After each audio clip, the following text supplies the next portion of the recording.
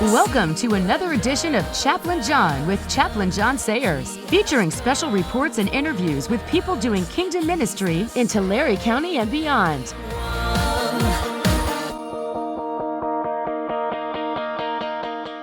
And now, here's Chaplain John. A branch, a remnant, restoration. That's what Gail and I read this morning about in Isaiah chapter 4. It talks about a branch. The branch is Jesus, isn't it? Talks about a remnant. Oh God, may we be your remnant today. It talks about soon there will be restoration.